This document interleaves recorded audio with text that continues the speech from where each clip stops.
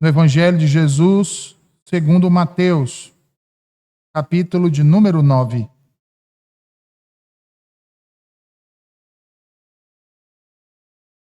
Mateus, capítulo de número 9.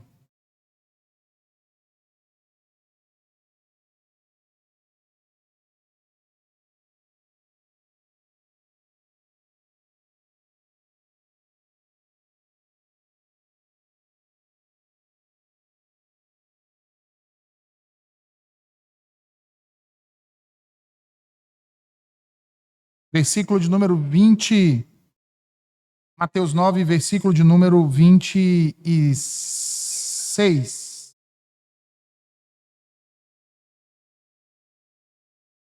Até o 34, irmãos. E a fama deste acontecimento correu por toda aquela terra. Partindo Jesus dali, seguiram-no 2 cegos, clamando: Tem compaixão de nós, filho de Davi.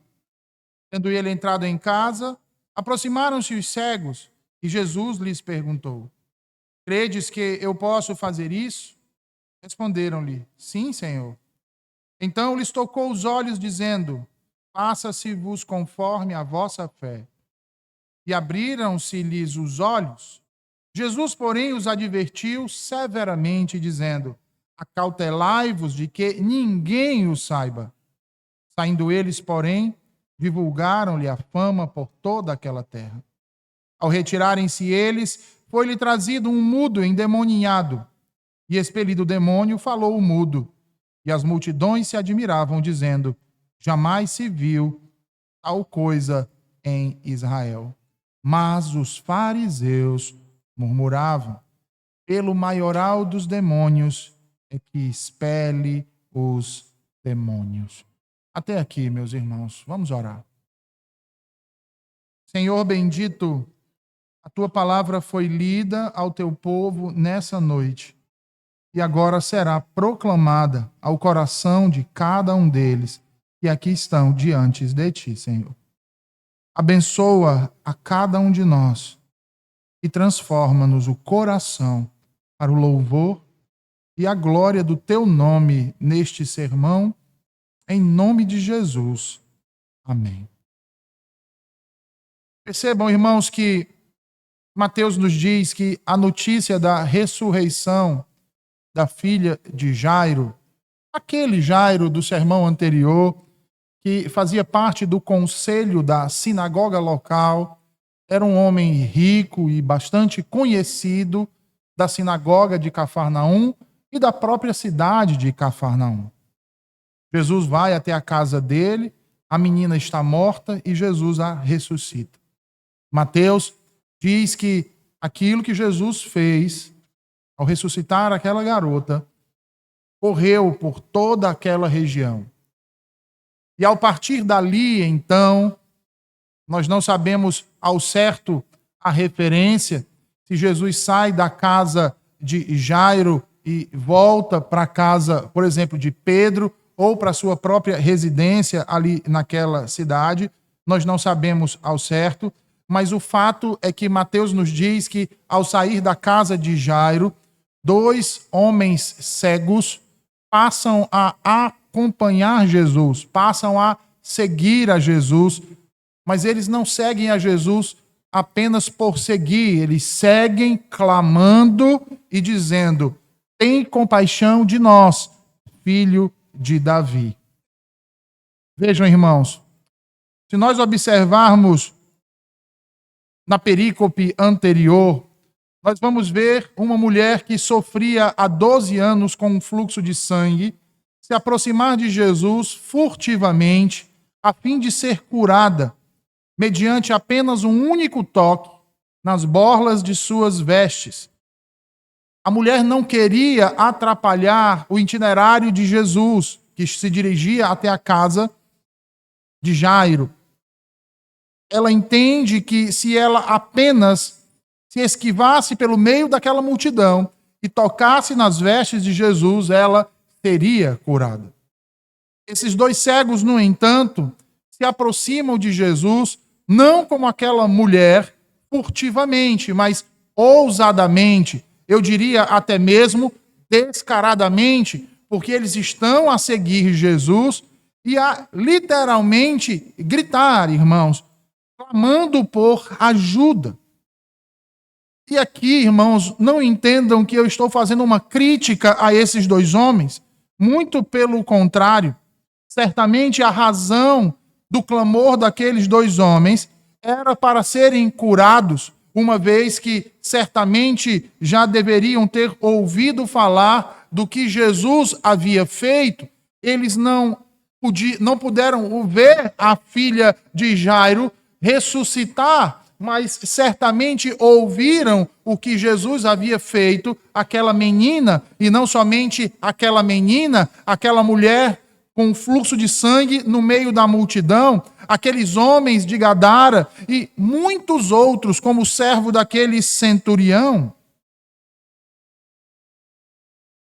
Então, assim, irmãos, como Jairo, aflito por causa de sua filha, e aquela mulher aflita por causa de uma doença que a fez perecer durante 12 anos de sua vida, e se encontravam aqueles dois homens cegos, desesperados, com a esperança de poder enxergar. Eles sabem o tamanho disso. Eles sabem que nenhum dos médicos de seus dias poderia lhes fazer isso. Eles sabem que não poderiam encontrar a cura do seu mal em nenhum lugar desta terra. Que um milagre, somente um milagre, poderia fazer com que eles voltassem a enxergar. E só havia um único ser, uma única pessoa que poderia realizar isso. E esse ser, essa pessoa, não poderia ser outra senão o próprio Deus. E sendo assim, eles seguem a Jesus. Seguem a Jesus. E vejam, irmãos, por vezes, quando eu me lembro de milagres como esse, Jesus dando visão aos cegos, ou restaurando a visão a alguém, eu sempre me questiono e fico a me colocar no lugar destas pessoas e me imagino como eles. E começo a imaginar a condição que essas pessoas viviam. Como seria viver e conviver num mundo sem podermos enxergar absolutamente nada? Como podemos nutrir na nossa imaginação qualquer tipo de imagem de algo que nunca tivemos a alegria de poder enxergar, mas apenas ouvir dizer? Quais parâmetros poderíamos comparar? E esta semana, enquanto eu me debruçava sobre esse sermão, me veio à memória um evento que participei certa vez. Eu fui para uma dessas grandes conferências teológicas que existem no Brasil para pastores e líderes, onde se reúnem ali pastores de várias partes do mundo para explorar um determinado tema da Escritura. Nós ficamos ali por aproximadamente 5 dias. São várias palestras e oficinas diárias nestas conferências. Lá, certa vez, eu percebi que, além de um tradutor de idiomas, por causa da nacionalidade de alguns dos preletores que vinham de outros países, os organizadores também haviam se preocupado em, dessa vez, colocar pessoas que sabiam se comunicar através de linguagens de sinais para aquelas pessoas que tinham deficiência auditiva. Ver isso, irmãos, ver essa preocupação dos organizadores do evento com quem não podia ouvir, me alegrou muito o coração. Mas, em especial, me tocou mais ainda ao perceber a resposta daqueles, as palavras de Deus que eram pregadas do púlpito e eram reproduzidas por aqueles outros homens ali, para aquelas pessoas deficientes. No entanto, embora eu estivesse feliz, irmãos, com o fato deles poderem ouvir, a palavra de Deus sendo pregada, eu lembro-me da dificuldade que esses tinham na hora dos cânticos. E como isso me entristeceu. Privados daquela melodia, privados daquele coro de mais de 2.500 pessoas. E hoje aqui, enquanto cantávamos o salmo que precedia essa exposição, essa lembrança ainda tornou-se mais vívida no meu coração e mais pungente agora, ao lembrar da condição destes dois homens que seguiam a Jesus. Ah, mas eles pelo menos podiam ouvir, né? Eles não enxergavam, mas eles pelo menos podiam ouvir, alguém pode dizer. Mas quem disse, irmãos, que o cego, por poder ouvir, pode ser colocado numa condição superior à dos surdos? Acaso nós que enxergamos podemos mensurar o que é viver tateando em meio às trevas? Cegos não enxergam. Eles não veem nada a não ser escuridão. Eles estão sempre sob o risco de esbarrar em alguém ou em algo, de tropeçar, de cair, de se perder. Sabe o que isso quer dizer? Quer dizer que todos os dias eles expõem a sua vida ao perigo o tempo todo, dentro de casa ou fora de casa. E é interessante, irmãos, porque quando nós olhamos para a Escritura, principalmente quando olhamos para o Antigo Testamento, nós conseguimos encontrar vários milagres efetuados pelo Senhor, através dos seus profetas. Porém, em nenhum deles nós temos o milagre de um cego voltando a ver. Já pararam para pensar nisso? No entanto, os relatos do Evangelho nos mostram que Jesus curou muitas pessoas que eram cegas. Jesus curava essas pessoas com uma certa regularidade. Em certa ocasião, João Batista, aparentemente tendo dúvidas sobre Jesus, se realmente ele era o Cordeiro de Deus, ele envia então os seus discípulos para perguntar a Jesus: és tu aquele que haveria de vir ou esperamos outro? Eis a razão do porquê que Jesus curava muitos cegos. Porque Jesus responde aos discípulos de João, citando o texto de Isaías. Ele diz: ide e dizei a João o que ouvis e o que vedes. Os cegos veem e os coxos andam. Os leprosos são purificados. Os surdos ouvem. Os mortos são ressuscitados. E aos pobres é pregado o Evangelho. O que Jesus estava querendo dizer com aquilo, irmãos? Jesus estava dizendo para João que se ele tinha alguma dúvida, que ele lembrasse do que Deus havia falado. Do que a palavra de Deus dizia acerca do Messias. Porque esses sinais, irmãos, estes grandiosos feitos, estes misericordiosos feitos, aconteceram para que se cumprisse o que havia sido profetizado por Isaías, no capítulo 29, versículo 18, capítulo 35, versículos 4 ao 6. E o primeiro desses sinais foi a recuperação da visão aos cegos, que claramente, irmãos, serviu ao propósito de Mateus mencionar esse milagre em específico de cura como um testemunho pungente, apontando quem de fato era Jesus.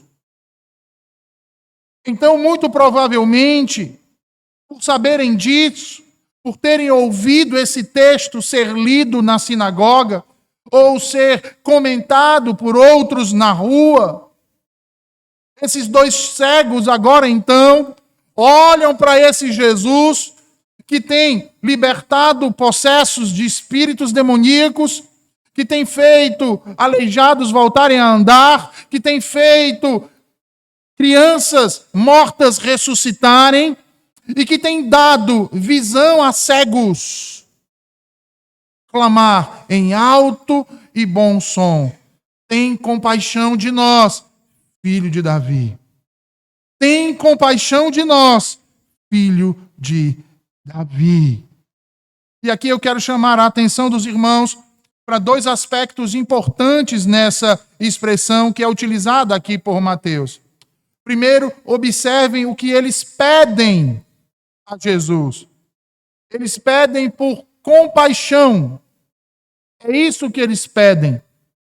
Talvez na sua versão tenha misericórdia, mas o texto ali, a ideia é de compaixão. É como se eles estivessem dizendo: filho de Davi, compadece-te de nós.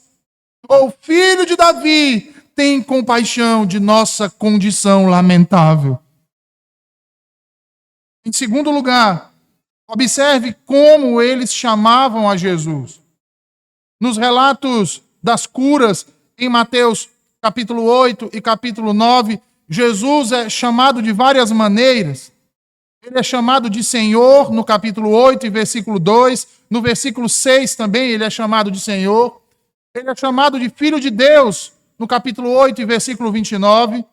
E ele mesmo chama a si mesmo de Filho do Homem no capítulo 9 e versículo 6.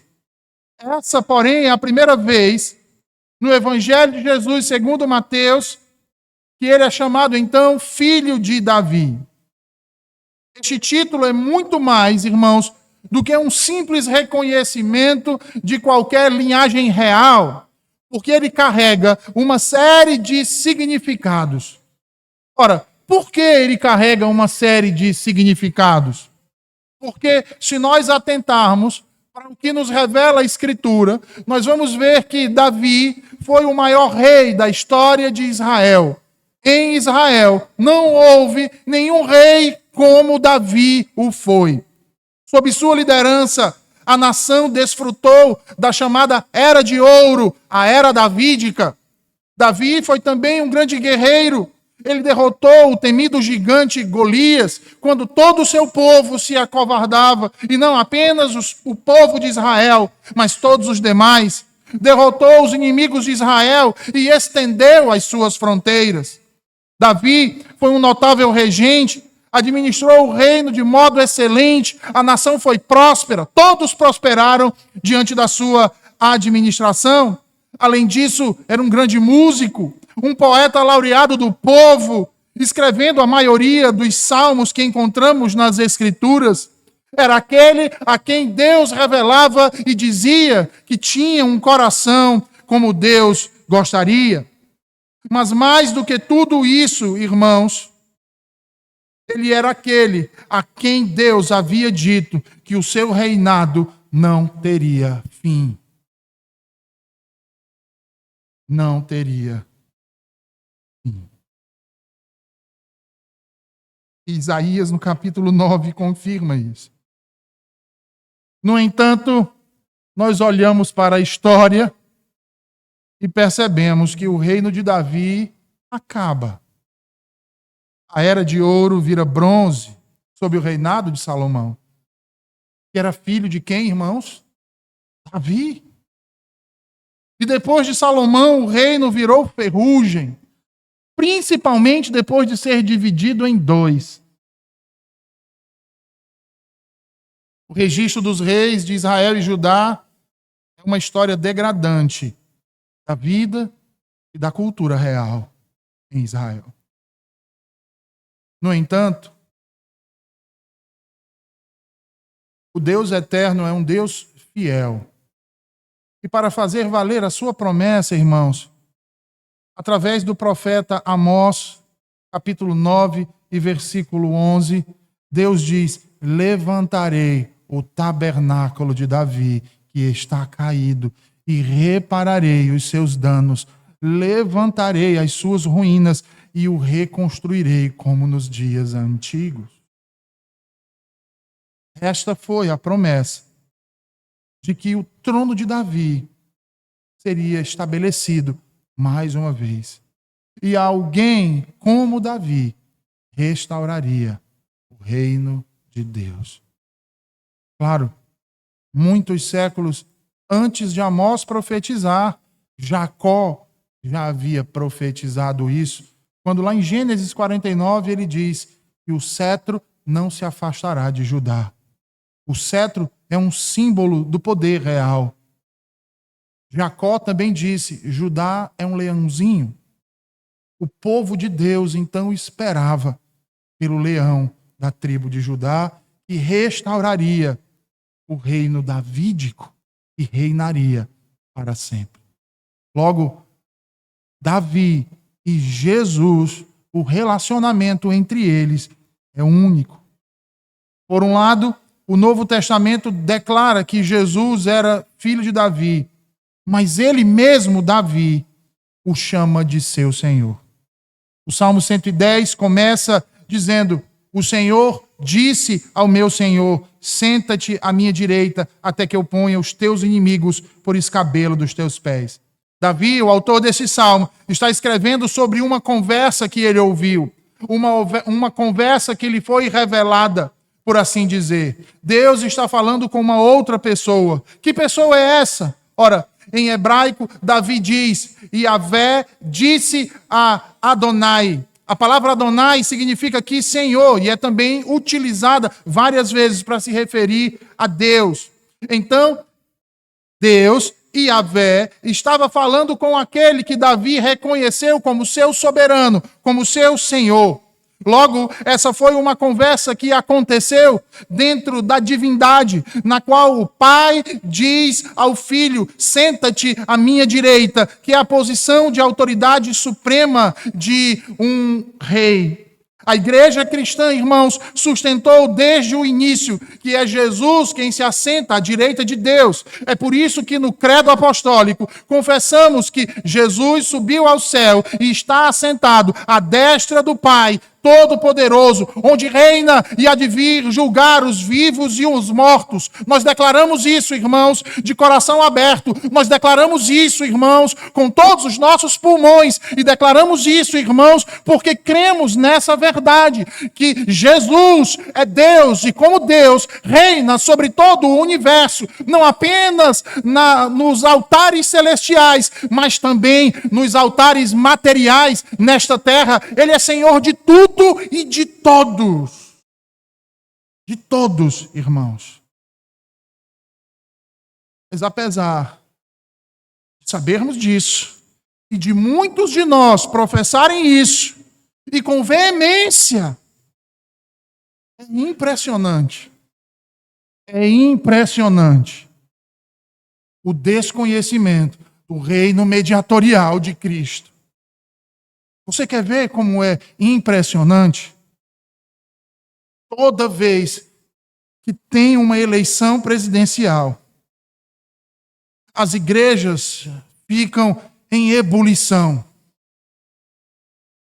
Se deixam levar pelo exagero político e começam a falar e se comportar como se todo o nosso futuro, como se toda a nossa vida, como se tudo que diz respeito a nós dependesse daquele que será eleito o próximo presidente do Brasil.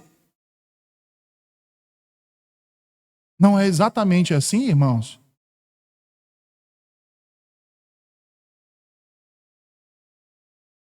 O que dizer do nosso ex-presidente?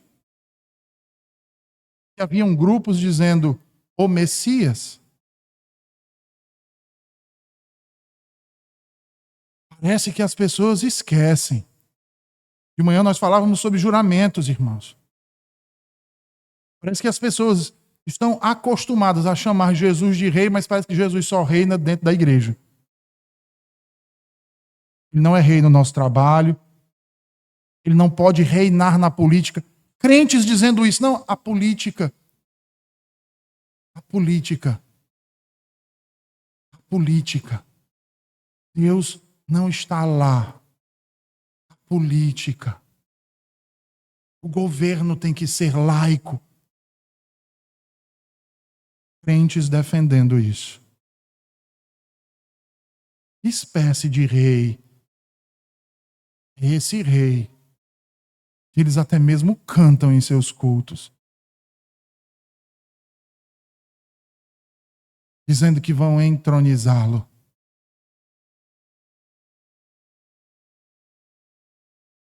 Então, toda vida, irmãos, tem uma eleição. Não são poucos, são muitos. E colocam a sua confiança nesses homens, esquecendo do fato de quem realmente governa todo o mundo.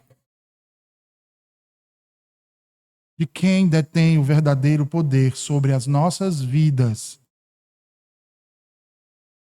De quem de fato reina. É por isso que em tempos assim, irmãos, eu sempre tento enfatizar que Jesus é aquele que ocupa o mais alto cargo político no universo. Porque ele é o Rei dos Reis, Senhor dos Senhores. Os nossos irmãos não temeram reis e governantes muito piores do que o que temos hoje. Não temeram a Nero, nem a nenhum que o sucedeu em Roma, que aumentou a perseguição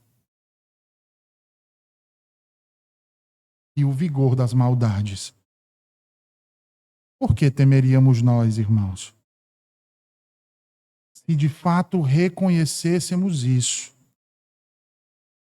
se de fato todos aqueles que se dizem cristãos crescem nisso, não elegeriam tiranos, não votariam em blasfemos, ateus e párias desse tipo. Porque todo governante terreno, irmãos, deve se submeter ao Rei dos Reis. Porque ele é o Rei dos Reis, o Senhor dos Senhores. Todo governante terreno deve se submeter a Cristo, porque ele é o filho de Davi, o herdeiro do trono. E o seu reinado dura para sempre. Ai daqueles que não reconhecem isso. Ai daqueles que não beijam o filho, como diz o salmista no Salmo 2. Ai da nação que se ufana dizendo, não há Deus. Enquanto nós nos descabelamos com isso, muitas vezes, Deus olha para esse povo e, como diz o salmista, zomba deles. Por outro lado, irmãos, diz a Escritura que feliz é a nação cujo Deus é o Senhor. E Jesus é o Senhor. Ele é Deus. Ele é o Messias, o ungido de Deus, cujo trono e o reinado não terão fim. Logo, ele é tanto o filho de Davi quanto o Senhor de Davi. Diante disso, eu lhes pergunto, será que os cegos entendiam assim também? Quando o chamaram de filho de Davi? Acredito que sim, irmãos, pois quem possuía poder, senão Deus? Quem possuía tamanha autoridade, senão o Senhor? Sendo assim, ao chamá-lo de filho de Davi, um título messiânico, aqueles dois homens cegos estavam reconhecendo a Jesus como o Salvador do mundo. A verdade aqui é tão exclamativa, irmãos, que Jesus em nenhum momento os repreende por isso.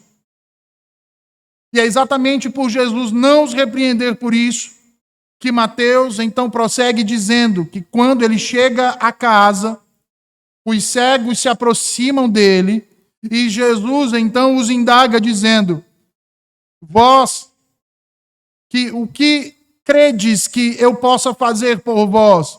E eles então respondem: que nos cure, Senhor. E Jesus então pergunta: vocês creem nisso? E ele diz: sim, Senhor. Jesus pergunta, irmãos, se realmente eles acreditavam que ele tinha a capacidade, se ele tinha o poder, se ele tinha a autoridade de fazê-los enxergar, a autoridade para dar aquilo que eles nunca tiveram, a visão. O que prontamente aqueles dois homens respondem: sim, Senhor. E é interessante porque o uso do termo Senhor aqui é imperial. O que confirma exatamente isso que estamos falando até agora, irmãos. Confirmam que eles tinham o entendimento que Jesus era o filho de Davi, era o rei messiânico, cujo reinado não teria fim. Ele era o Senhor, e como Senhor, ele poderia restituir àqueles homens a sua visão. A Bíblia diz que Jesus toca aqueles homens, dizendo: seja-vos feito segundo a vossa fé. Observem que Mateus não diz há quanto tempo esses homens estavam cegos. E possivelmente, irmãos, era a primeira vez em suas vidas que eles enxergariam algo. Vocês conseguem imaginar como foi a primeira visão destes homens? Conseguem perceber quão gloriosa primeira visão eles tiveram? E quão grande graça e privilégio foi dado a estes dois homens? Como seria para você ter o rosto de Jesus como a primeira coisa que você pudesse enxergar em toda a sua vida? Certa vez eu vi um vídeo de uma criança que era cega por problemas na córnea. Ele passa por uma cirurgia e quando tira os curativos e ele enxerga a alegria daquela criança com as cores, ele levantava as mãozinhas, tentando pegar, tentando reconhecer o que os olhos mostravam para ele agora. Era uma experiência sensorial incrível.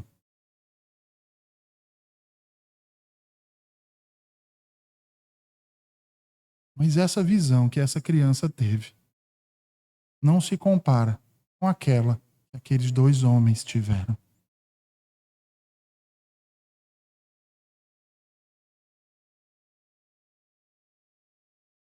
Porque parem para pensar, irmãos. De certa forma, cada um de nós nasceu cego em relação às coisas de Deus. Por natureza, nós não podemos ver o reino espiritual de Deus. Há escamas nos nossos olhos que nos impedem de conseguir isso. Podemos ver muito bem aquilo que biologicamente os nossos olhos podem nos fazer sentir. Mas não podemos enxergar além disso, além do plano desse mundo. Às vezes, quando falamos algumas verdades com outras pessoas acerca de Cristo e que elas não concordam, elas costumam se justificar dizendo: eu não vejo assim. Não é assim que eu enxergo. De fato, a maioria delas é sincera, irmão. Ainda que falem com desdém ou até mesmo mintam. Mas é uma realidade. De fato, elas não enxergam. Não veem. Não porque não querem ver, como alguns até pensam. Não tem o ditado, o pior cego é aquele que não quer ver? Essas pessoas não querem ver e elas pensam que a razão de não quererem ver é só por uma questão de vontade, mas não é. É porque, de fato, elas não conseguem ver. E isso acontece, irmãos, não porque há algo errado nos seus nervos ópticos, mas porque há algo errado nas suas almas. E as cegam. Que algo errado é esse? O pecado de nossos corações, irmãos, nos cega para as coisas de Deus. E a menos que Ele remova essas escamas de nossos olhos, ainda que desejemos com todo o nosso coração, não conseguiremos enxergar.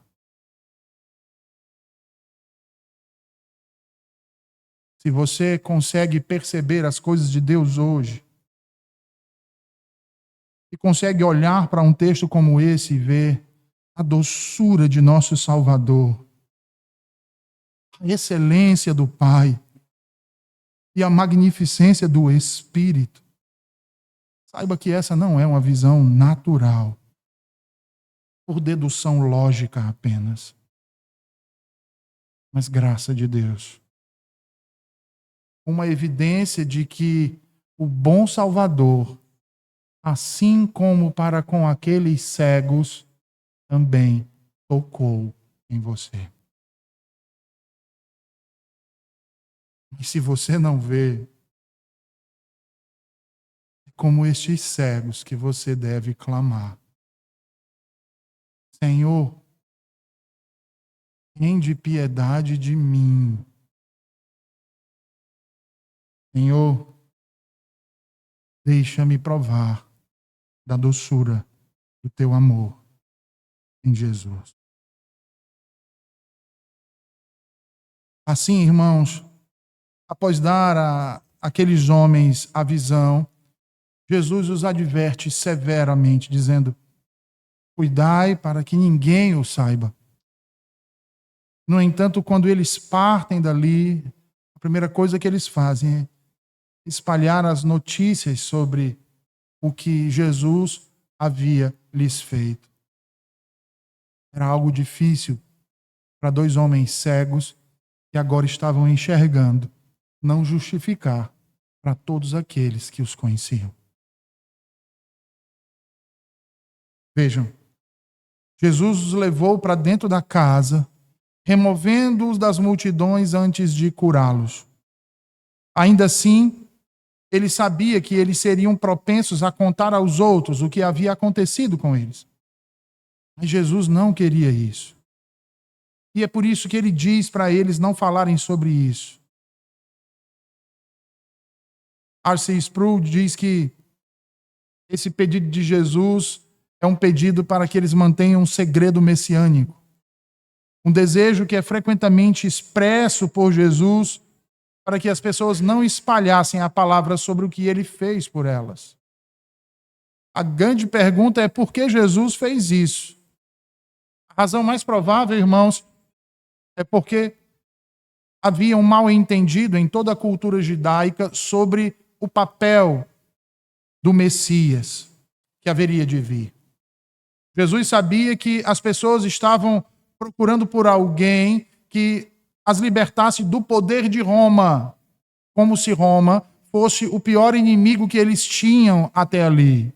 Não era. O pior inimigo que todo homem tem é o pecado. Além disso, Jesus tinha o seu próprio cronograma para comunicar sua identidade. Ele não queria excitar as massas com expectativas impróprias antes do tempo. Essa é uma teoria. Mas há outra que também diz que é possível que ele estivesse exausto das curas que vinha realizando. Então, ele não queria que mais homens cegos espalhassem a palavra de que a cura estava disponível a todos, com qualquer dor ou sofrimento. Mas a verdade é que Mateus não nos revela precisamente por que Jesus deu essa ordem. Ele apenas nos diz que Jesus ordenou e eles não obedeceram. Assim, eles se afastaram dele e saíram contando a todos naquela região o que Jesus havia feito por eles. não conseguiram ficar quietos. A alegria pela cura extravasava por aqueles dois homens. Mateus, então, nos dá um breve relato de mais uma cura, na verdade, uma libertação.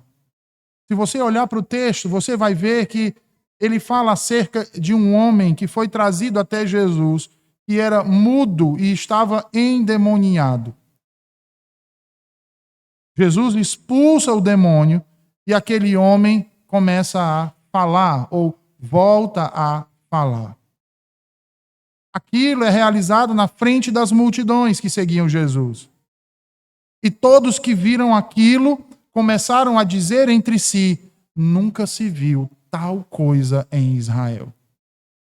Então nós temos aqui mais um relato de Jesus expulsando um demônio de um homem. Neste caso, o demônio estava impedindo o homem de falar, mas ele recuperou essa habilidade quando o demônio se foi. Assim como os cegos recuperaram o uso de seus olhos pelo poder de Deus, este homem recuperou o uso de sua língua e das suas cordas vocais, também pelo poder de Deus. Mas, diferentemente da cura dos cegos, este milagre foi feito do lado de fora, com o resultado de que as multidões olhassem para aquilo e se maravilhassem com aquilo, e soubessem que aquele que ali estava diante deles tinha não apenas o poder para curar enfermidades, para transformar pessoas, mas também a autoridade para expulsar demônios. Tinha autoridade sobre demônios, tinha autoridade sobre as enfermidades, tinha autoridade sobre todos os homens, porque quem estava diante deles era o Rei dos Reis e Senhor dos Senhores. E aí Jesus queria que isso fosse testemunhado em Israel.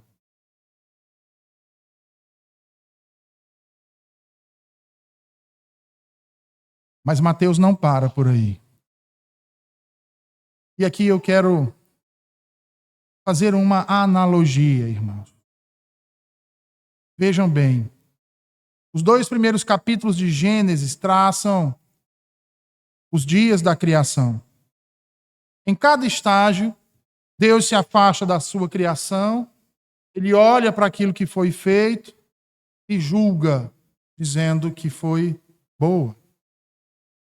Mas Gênesis 3 começa com uma nota diferente. Começa dizendo que a serpente, mais astuta do que todas as alimárias do campo que o Senhor Deus tinha feito. Palavras que introduzem uma nota de discórdia no relato da criação. Essa nota de discórdia lá no relato da criação é semelhante à discórdia que vai ser plantada por estes aqui no capítulo 9, que Mateus fala no versículo seguinte. Porque vejam bem, irmãos, enquanto as pessoas se maravilhavam com a garotinha que foi ressuscitada, com a cura daqueles 2 cegos e com a expulsão do demônio daquele homem que volta a falar, vejam bem, os fariseus olham para aquilo e acusam Jesus de expulsar os demônios pelo príncipe dos demônios. Essa questão vai surgir novamente e vai levar Jesus a fazer um discurso extremamente importante sobre o pecado imperdoável, que é o pecado contra o Espírito Santo, a blasfêmia contra o Espírito Santo. Vejam, irmãos, os demônios são agentes de Satanás. Jesus, no entanto, é o Filho do Deus vivo. Ele vem à terra a fim de esmagar o poder de Satanás. Ele vem para o amarrar aquele que é chamado de homem forte. E por meio de sua vitória sobre ele no deserto da tentação e especialmente na cruz, esmagar a sua cabeça. Isso nos leva então a ponderar sobre tal atitude dos fariseus, irmãos. Porque muitas vezes nós olhamos para essas coisas que Jesus operava e como os fariseus tratavam tudo isso. E nós achamos que nós estamos acima de todos eles. Que nós estamos acima de tudo isso. Mas a grande realidade é que, infelizmente, não estamos. Assim como haviam os fariseus naquele tempo, há fariseus entre nós nos dias de hoje. Legalistas. Que chamam as obras de Deus de obras do diabo. Que zombam daquilo que Deus tem realizado. Ora, irmãos, como poderia ser possível para alguém pensar que o poder por trás da compaixão de Cristo era o poder de Satanás? Não havia maldade nele. Mas todo o mal do mundo e do inferno se reuniu contra ele. Por isso, eram sempre hostis. Hostilidade, irmãos, não é marca de quem ama a Cristo, de quem pertence a Deus.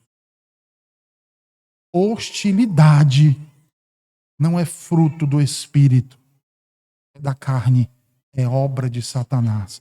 Principalmente quando o objeto da hostilidade é um daqueles que Cristo derramou seu sangue. Ora, nós precisamos separar essas coisas.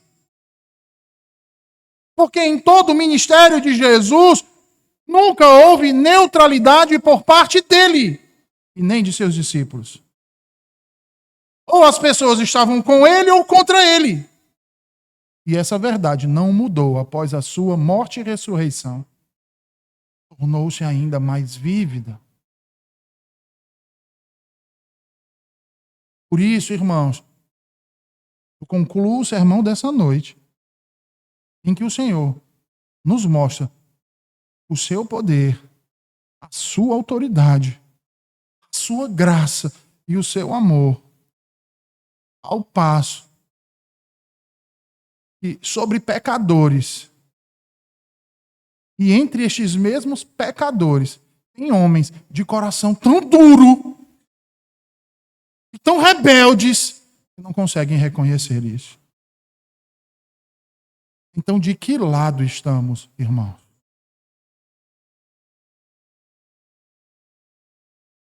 Porque muitas vezes nós temos ficado em cima do muro. Essa é a grande realidade.